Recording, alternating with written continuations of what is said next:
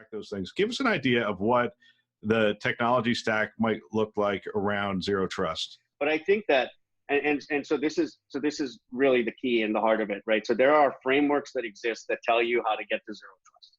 And there's some technologies, as you mentioned, that live in that ecosystem, right? So it all starts from the network, and we'll just step through some of these simplistically, right? And then I'll talk a little bit about how I feel organizations ought to go about this. So at the heart of the network, there's sort of a control plane, right?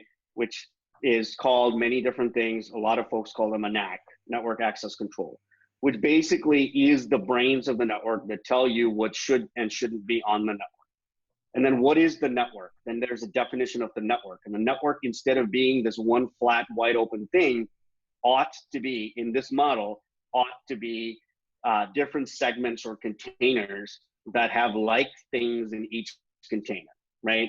And the whole principle is that you have designed your entire environment to say that like things can talk to like things.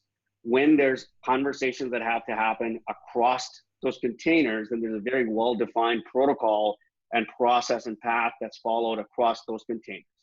That's essentially microsegmentation, right? So the NAC decides what is on and off the network. So it's basically the authoritative measure that says, I am going to go in and enforce any policies that are put in place. The containers themselves are part of a microsegmentation policy. And then you can then start to say, okay, I am going to now expand the layers of the onion, if you will, and go out more towards the perimeter, and then start working with things like next generation firewalls to say, I am going to dynamically write rules and rewrite rules as I need to when I start to see behavior that's occurring within my environment that I don't expect to occur.